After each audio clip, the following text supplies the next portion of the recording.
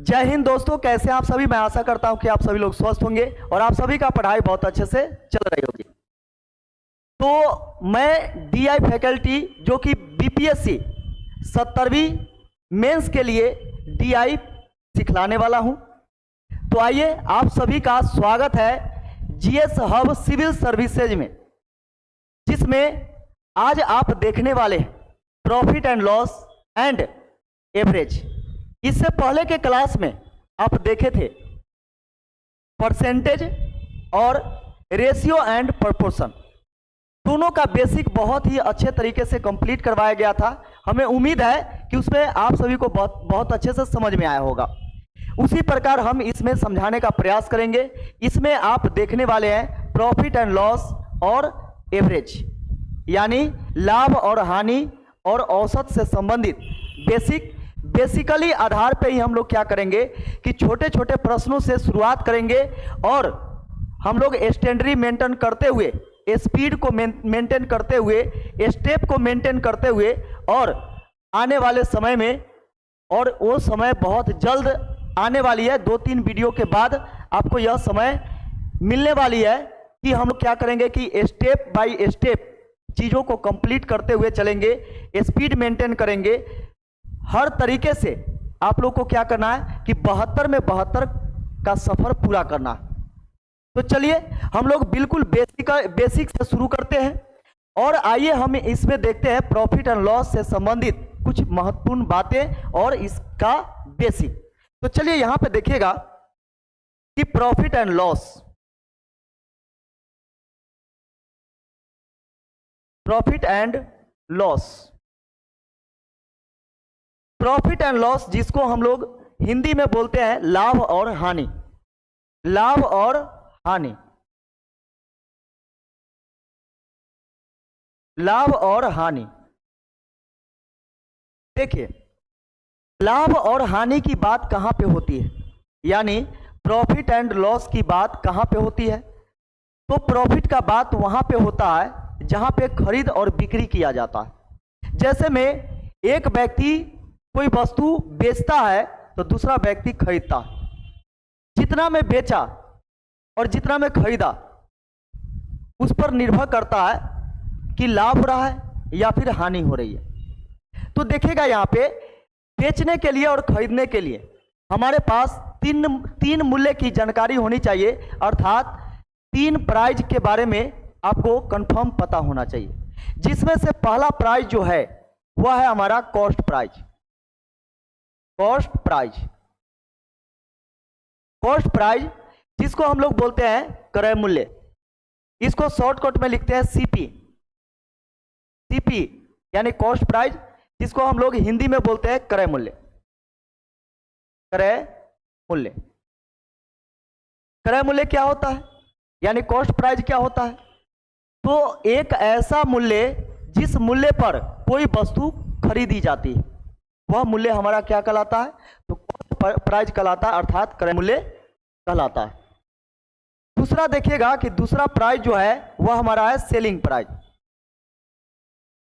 Selling price जिसको हम लोग शॉर्टकट में लिखते हैं एसपी, जिसका हिंदी मीनिंग होता है विक्रय मूल्य। अर्थात एक ऐसा मूल्य जिस मूल्य पर कोई वस्तु बेची जाती है, एक ऐसा प्राइस जिस पर किसी वस्तु को सेल किया जाता है यानी बेचा जाता है। तीसरा हमारा है क्या, तो तीसरा जो है वह मार्केट प्राइस है, जिसको हम लोग मार्केट प्राइस भी बोलते हैं। मार्केट प्राइस या फिर मार्केट प्राइस।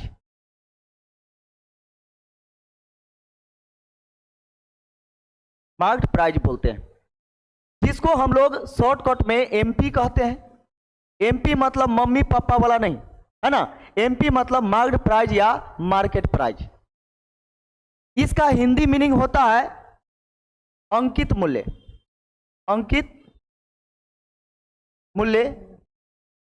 मूल्य या फिर सूची मूल्य या फिर इसी को हम लोग बोलते हैं कि छपा हुआ मूल्य, छपा हुआ मूल्य। हाँ, अब ध्यान से देखिएगा यहाँ पे कि यह आपका क्या है कि बाइलिंगुअल है, अर्थात हिंदी वाले को भी प्रॉब्लम नहीं होगा और इंग्लिश वाले को भी प्रॉब्लम नहीं होनी चाहिए, ठीक है। तो यहाँ पे देखिएगा कि जहाँ पे हम यथासंभव हम क्या करने वाले हैं कि आपको समझा करके ही पढ़ाने वाले हैं कि आपको दिक्कत ना हो, ठीक है। तो देखिएगा यहाँ पे आगे हम चलते हैं कि प्रॉफिट कब होगा और लॉस कब होता है, ठीक है। इसके लिए देखिए, यदि सेलिंग प्राइस कॉस्ट प्राइस से ज्यादा हो, अर्थात विक्रय मूल्य क्रय मूल्य से ज्यादा हो, तो जैसा कि आप यहाँ पे अनुमान लगा करके समझ सकते हैं, जैसे में जो दिनचर्या में आप काम करते हैं, खरीदते हैं या फिर बेचते हैं, हर इंसान यानी क्रेता और विक्रेता होता है। जैसा कि आप जीवन में कुछ ना कुछ बेचने वाले हैं और लोग खरीदते तो रहता है, सब है कि नहीं। कभी आप सब्जी खरीदते हैं, तो कभी मोटरसाइकिल खरीदते हैं, कभी मोबाइल खरीदते हैं। इसका मतलब क्या है कि आप खरीदने वाले हैं। जब आप खरीदने वाले हैं तो कोई बेचने वाला भी होगा, जब कोई नहीं बेचेगा तो खरीदेगा कहाँ से लोग, है ना। तो यहाँ पे दोनों एक दूसरे का पूरक होता है। खरीदने वाला तब खरीद सकता है जब कोई बेचने वाला हो, या फिर मान के चले कि जे आप बेचने वाले भले ही दुकान करके नहीं बेच रहे हैं, लेकिन कभी ना कभी अपने जीवन में कुछ ना कुछ बेचे होंगे या फिर बेचेंगे भी। जैसा कि मान के चले कोई सामान का यूज कर लिए आप, जैसे में कार हो गया, मोटरसाइकिल हो गया, फोन हो गया, और आपको लग रहा है क्या कि अब इसका जरूरत नहीं या फिर इसे चेंज करना चाहिए, ठीक है। तो आप क्या करते हैं, पुराने चीज़ों को बेच देते हैं और फिर नया खरीद करके ले आते हैं। तो हर इंसान क्या करता है, बेचता भी है और खरीदता भी है समय के साथ, ठीक है। तो यहां पे देखिएगा कि जितना में आप खरीदे उससे ज्यादा में बेच दीजिएगा तब तो प्रॉफिट होगा, लेकिन जितना में आप खरीद करके लाए हैं और उससे कम में बेच दीजिएगा तो क्या होगा, लॉस हो जाएगा। तो यहां पे देखेंगे कि सेलिंग प्राइस जो हमारा है वह कॉस्ट प्राइस से क्या है, बड़ा है, यानी selling price greater than cost price, ठीक है। दूसरा हमारा क्या होता है, जब कॉस्ट प्राइस सेलिंग प्राइस से बड़ा होता है, कॉस्ट प्राइस सेलिंग प्राइस से क्या होता है, बड़ा होता है, तो यहां पे क्या हो जाएगा, लॉस हो जाएगा, यानी selling price less than cost price, ठीक है।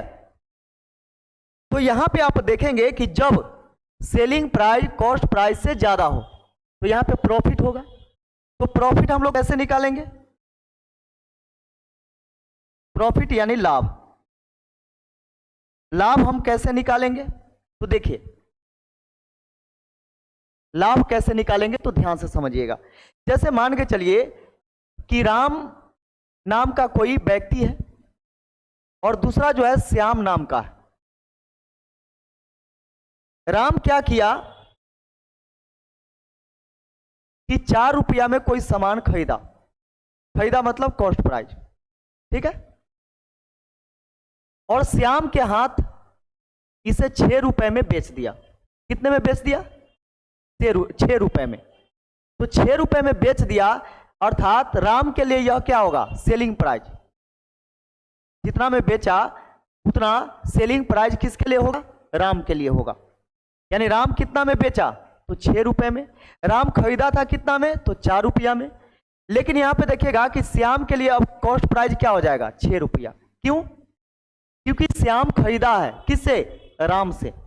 तो जब राम से श्याम खरीदा तो जो खरीदा उसके लिए क्रय मूल्य और जो बेचा उसके लिए विक्रय मूल्य, ठीक है। तो यहां पे आप देखेंगे कि राम 4 रुपए में खरीदा था और 6 रुपए में बेच दिया, तो राम को क्या मिला, लाभ या हानि, तो लाभ हुआ ना, कि जितना में खरीदा था उससे ज्यादा में बेच दिया तो लाभ हुआ। तो आप कैसे बोले कि लाभ हुआ, तो आप देखें कि जितना में खरीदा है उससे ज्यादा में बेचा, हम आपसे पूछे कि यह बताइए कि राम को कितना फायदा हुआ, यानी कितना लाभ हुआ, तो आप कहेंगे कि सर 2 रुपया लाभ हुआ। कैसे आप निकालें 2 रुपया? तो आप दोनों का डिफरेंट निकालें, यानी अंतर निकालें, तो देखिएगा यहाँ पे कि 6 माइनस 4 किए तो आपके सामने 2 आया। बस यही चीज हम यहाँ पे समझाने वाले थे कि प्रॉफिट यानी लाभ बराबर क्या होता है, तो विक्रय मूल्य माइनस क्रय मूल्य, क्योंकि बड़ा में से छोटा घटाएंगे तो बड़ा हमारा क्या है, सेलिंग प्राइस, तो selling price minus cost price. तो लाभ बराबर क्या होता है, यानी प्रॉफिट बराबर क्या होता है, selling price minus cost price. अब जब हम यहां से लाभ निकाल लिए, जब हम लाभ निकाल लिए तो यहां से आपसे पूछ सकता है और पूछता भी है कि लाभ प्रतिशत बताइए, यानी प्रॉफिट प्रतिशत बताइए। तो देखिए प्रॉफिट प्रतिशत, पी फॉर प्रॉफिट, प्रॉफिट प्रतिशत यानी लाभ प्रतिशत बराबर क्या होता है, तो लाभ गुना 100 यानी profit into 100 upon cost price, cost price. ठीक है, यह होता है आपका लाभ प्रतिशत। ठीक है, इतना प्रतिशत। अब आपसे बोला जाए कि हानि यानी लॉस, तो लॉस बराबर यानी हानि बराबर, अब देखिए बड़ा में से छोटा घटाते हैं, तो अब यहां पे बड़ा कौन होगा, कॉस्ट प्राइस, और छोटा कौन होगा, तो सेलिंग प्राइस। अर्थात हम यहां पे क्या करेंगे कि cost price minus selling price करेंगे। तो यहां पे देखिएगा कि हानि बराबर क्या होता है, क्रय मूल्य माइनस विक्रय मूल्य, यानी लॉस बराबर cost price minus selling price होता है। ठीक है, अब जब यहां से आप हानि निकाल लिए, तो हानि जब आप निकाल लिए तो हानि प्रतिशत बराबर क्या होगा, हानि प्रतिशत बराबर क्या होगा, यानी लॉस प्रतिशत बराबर, लॉस प्रतिशत बराबर loss into 100 upon cost price, cost price. ठीक है, हानि प्रतिशत बराबर हानि गुना 100 और बटा में क्रय मूल्य, इतना प्रतिशत। ठीक है, अब आपके दिमाग में आ रहा होगा कि दोनों के बटा में कॉस्ट प्राइस क्यों लिखा जाता है। तो हम लोग जो कंपैरिजन करते हैं यानी तुलना करते हैं, वह किससे करते हैं, तो कॉस्ट प्राइस से। इसलिए करते हैं क्योंकि बेचने वाला को पता होता है कि हम कितना में खरीदे हैं और कितना में बेचेंगे कि हमारा लॉस हो और कितना में बेचेंगे कि हमारा लाभ हो, है ना, यानी प्रॉफिट हो।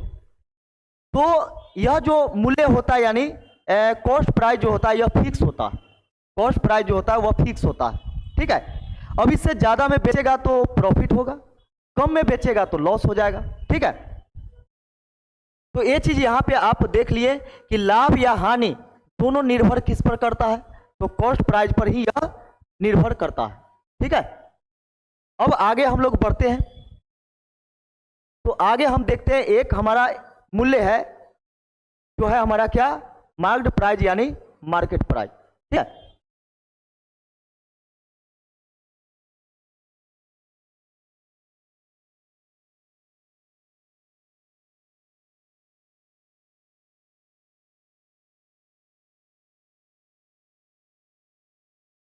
मार्केट प्राइस जिसको हम लोग बोलते हैं क्या, अंकित मूल्य, सूची मूल्य या फिर छपा हुआ मूल्य।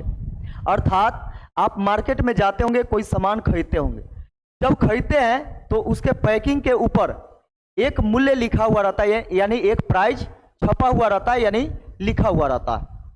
वही हमारा क्या होता है कि मार्केट प्राइस होता है या मार्केट प्राइस होता है। ठीक है, अब देखिएगा कि मार्केट में क्या होता है, बार्गेनिंग चलता है। बार्गेनिंग पहले के डेट में कैसे चलता था, या फिर माने चले कि ग्रामीण क्षेत्र में कैसे चलता है, या छोटे मोटे दुकान में कैसे चलता है। तो दुकानदार कोई बोल रहा है क्या कि यह सामान जो है ना 100 रुपए का, तो ग्राहक क्या बोलता है, 50 रुपया में ना दीजिएगा, तो बोलता है ना घटी लग जाएगा। बताइए कीजिए सीधा आप आधा लगा रहे हैं, नहीं मिलेगा, नहीं मिलेगा। अब क्या होता है कि दुकानदार देखता है तनी और बढ़िए जाएगा ही। ठीक है, और ग्राहक क्या, दोनों एक दूसरे के अपोजिट सोच वाला होता है, क्योंकि आप ग्राहक है तो आप सोचेंगे कि जितना कम में मिल जाए। अगर आप दुकानदार हैं तो क्या सोचेंगे, जितना ज़्यादा दे करके जाए उतना ज़्यादा हमारा प्रॉफिट हो, है ना। तो दोनों एक दूसरे के अपोजिट सोच वाला होता है, और जैसे ही दोनों का सोच मिल जाता है तो सामान बिक जाता है ना। तो होता क्या है कि दुकानदार जो है वह 100 रुपये लगाया और ग्राहक उसका 50 रुपया लगाया, तो बोला कि ना 50 रुपया में तो न बेचेंगे, ठीक है। अब ग्राहक देख रहा है हमारा तो पसंद आ गया है, अब कैसे हम छोड़ के जाएंगे, देखते हैं ट्राई करते हैं 60 रुपया में कहीं दे दे। तो बोलते हैं क्या कीजिए 60 रुपया में दीजिएगा, अंतिम दाम बता रहे हैं। तो नहीं नहीं नहीं, अभी घटी लग रहा है भाई साहब, अगर इतना तो हमारा खरीदारी भी नहीं। बोले यार कमाल बात है, अच्छा 70 रुपया में दे दीजिए। तो बोलेगा क्या कीजिए, ना मेरा बात रहा ना आपका बात रहा, 80 रुपया में आप ले लीजिए, ठीक है। तो सोच के देखिए कि 80 रुपया में वह तैयार भी हो गया और 100 रुपये के सामान ले लिया, कितना में, 80 रुपये में। तो क्या यह नुकसान सह करके बेचा है क्या, यानी घटी लगा करके, यानी लॉस लगा करके बेचा है? नहीं, यह एक ऐसा मूल्य है जो कि ऑलरेडी पहले से बढ़ा चढ़ा करके लिखा जाता है, क्योंकि हर कोई जानता है कि बार्गेनिंग का सीजन चलते रहता है और यह एक बिजनेस है, और यह एक बिजनेस क्राइटेरिया है जिसको फॉलो करता है दुकानदार भी और ग्राहक भी, ठीक है। यहां पे देखिएगा कि 100 रुपये जो बढ़ा चढ़ा करके लिखा गया, वह क्रय मूल्य में कितना बढ़ा करके लिखा गया यह किसी को पता नहीं रहा है। हाँ, पता रहता है किसको, जो खरीद करके लाया है उसको, क्योंकि जो खरीद करके कहीं से लाया है बेचने के लिए, उसको तो पता रहता ही है कि हम कितना में खरीदे हैं और कितना में हम बेचेंगे, कि कितना हमारा प्रॉफिट होगा, तो उसको पता रहता है कि कितना में खरीद करके लाया। अब देखिएगा यहाँ पे कि यह आपका एमपी हो गया, इसने क्या किया, बेचा, बेचा यानी सेलिंग प्राइस हो गया, और यह कितना में खरीद करके लाया था, तो माने कि चलिए हो सकता है कि 50 रुपया में यह खरीद करके लाया था, यानी कॉस्ट प्राइस हो जाएगा। क्या यह 3 तरह का प्राइस हुआ कि नहीं, एक जो छपा हुआ है, दूसरा जिस पर यह बेच रहा है, और तीसरा जो खरीद करके लाया था, ठीक है। अब यहां पे देखिएगा कि जितना में खरीद करके लाया और जितना में बेचा, अब ये दोनों के बीच वह अंतर देख करके बेच रहा है। अब देखा अच्छा 80 रुपया में यह मान गया, इसका मतलब हम इससे कितना कमा लिए, तो 30 रुपया कमा लिए, है ना। इससे हम कितना कमा लिए, कितना इनकम कर लिए, तो 30 रुपये का इनकम इससे हम कर लिए, क्योंकि हमारा लागत क्या था, हमारा कॉस्ट क्या था 50 रुपया, हमने सेल कितना में किया 80 रुपये में, ठीक है। तो ये चीज आप तीनों यहां पे समझ गए होंगे, ठीक है। तो यहां पे देखिएगा कि इसको हम कैसे निकालें, इसको हम कैसे निकालें, तो देखिएगा कि यहां पे बात आती है डिस्काउंट की। डिस्काउंट यानी छूट, डिस्काउंट यानी छूट, जिसको हम लोग बट्टा भी बोलते हैं, छूट यानी बट्टा, ठीक है। डिस्काउंट यानी छूट या बट्टा। जैसा में आप देखते होंगे कि बड़े बड़े मॉल में फ्लैट डिस्काउंट लिखा हुआ रहता है, बाय 1 गेट 1 लिखा हुआ रहता है, बाय 2 गेट 2 लिखा रहता है, ऐसे करके। इसका मतलब एक खरीदिए एक पर एक फ्री आपको मिलेगा। तो क्या फ्री में देता है क्या कोई? नहीं, जोड़ करके उसी पर दाम लिखा हुआ रहता है, तो फ्री में कोई कुछ नहीं देता है। आई बात समझ में? अब यहां पे एक चीज देखेंगे कि डिस्काउंट, डिस्काउंट किस पर, डिस्काउंट किस पर मिला, तो एमपी पर। क्यों? क्योंकि जो खरीदा है वो भी तो सोचेगा ना कि लिखल था 100 रुपया, हमको मिल गया 80 रुपया में, इसका मतलब हम 20 रुपया उससे छोड़वा लिए। अब देखिए इसमें दोनों खुश, इसमें दोनों खुश है, खरीदने वाला भी खुश है और बेचने वाला भी खुश है, ठीक है। क्योंकि खरीदने वाला क्या कर रहा है, देख रहा है कि हमको 20 रुपए का डिस्काउंट मिल गया यानी छूट मिल गया, इसलिए खुश है। और बेचने वाला इसलिए खुश है कि अच्छा चला, हम तो 50 रुपया में खरीदे हुए थे और 80 रुपया में बेच दिए, और इसका मतलब 30 रुपया तुमसे हम कमा लिए, है ना। तो अब देखिए डिस्काउंट एक ऐसा चीज है जिसमें खरीदने वाला भी खुश रहता है और बेचने वाला भी खुश रहता है, ठीक है। तो खुशी खुशी लोग दुकान चलाते रहता है। तो यहाँ पे देखिएगा कि डिस्काउंट यानी छूट या बट्टा। तो डिस्काउंट हम लोग कैसे निकालते हैं, तो देखिए डिस्काउंट बराबर एमपी माइनस एसपी, अर्थात मार्क्ड प्राइस में से सेलिंग प्राइस घटा देंगे तो वह हमारा क्या निकलता है, तो डिस्काउंट निकलता है। अब देखिएगा कि यह ग्राहक जो है यह कितना डिस्काउंट पाया। अगर इससे कोई पूछे कि एक बात बताइए कि यह सामान कितना में खरीद के लाए हैं, तो बोलेगा कि 80 रुपया में खरीद करके लाए। कितना प्रिंट है दिखाइए तो बोलेगा कि 100 रुपया लिखल है इस पर। तो उससे कोई पूछेगा कि कितना रुपया आपको छूट मिला, तो बोलेगा कि 20 रुपया छूट मिला। कैसे, तो यहां पे देखिए डिस्काउंट यानी छूट बराबर एमपी क्या है 100, सेलिंग प्राइस क्या है 80 रुपए। तो देखिए एमपी में से एसपी घटाएंगे तो कितना आएगा 20 रुपए। 20 रुपए इसको डिस्काउंट मिला।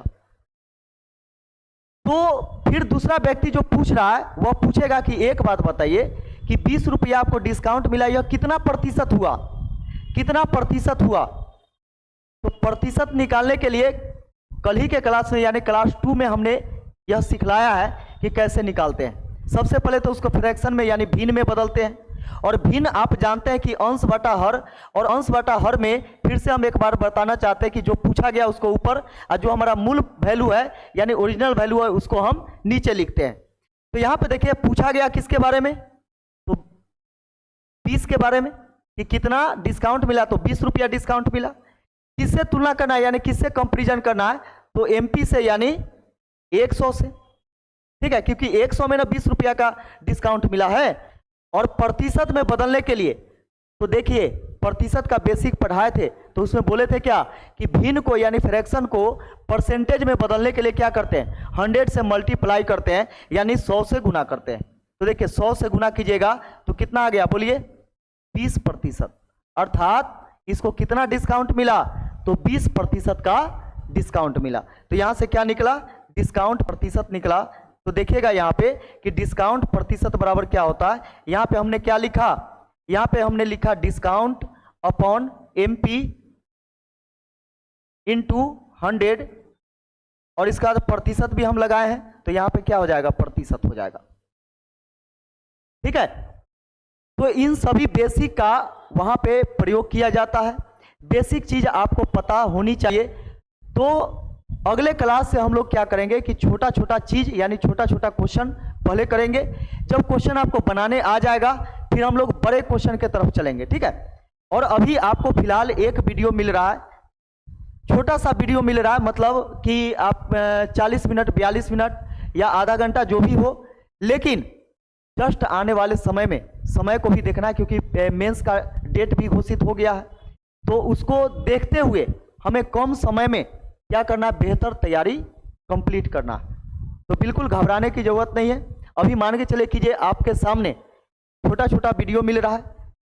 अब क्या होगा कि धीरे धीरे धीरे धीरे वीडियो का लेंथ जो होगा वह बढ़ेगा और क्वेश्चन का स्टैंडर्ड भी बढ़ेगा। लेकिन सबसे पहले हम क्या करेंगे कि बेसिकली आधार पे छोटा छोटा क्वेश्चन हम आपका करवाएंगे, लिखने का तरीका बताएंगे कि कैसे हम स्टेप लिखेंगे। क्यों, क्योंकि आपको आंसर तक ही सिर्फ नहीं पहुंचना, वहां पे स्टेप भी देखा जाता है कि किस प्रकार आपका लिखने का तरीका क्या है ना। ये सभी चीज मेंटेन करते हुए हम लोग क्या करेंगे कि आगे बढ़ेंगे। और वहां पे स्टेप में भी क्या होता है कि नंबर काटा जाता है, तो आपका एक भी मार्क्स न कटे, इसलिए आपको स्टेप को भी ध्यान में रखते हुए चलना है, ठीक है। तो चलिए फिर मिलते हैं किसी अन्य क्लास में, अन्य वीडियो में। तो यह वीडियो कैसा लगा आप सभी लोग कमेंट करके जरूर बताएंगे। आप सभी का कमेंट हम पढ़ते हैं, और जब आप लोग कमेंट करते हैं तो बहुत हमें अच्छा लगता है कि आप सभी को अच्छे से समझ में आ रहा है। तो चलिए इसी प्रकार प्यार बनाए रखिए और आगे बढ़ते रहिए, और साथ ही साथ हमको ही लेकर ही चलिए, है ना। चलिए तो फिर मिलते हैं अगले क्लास में, तब तक के लिए जय हिंद।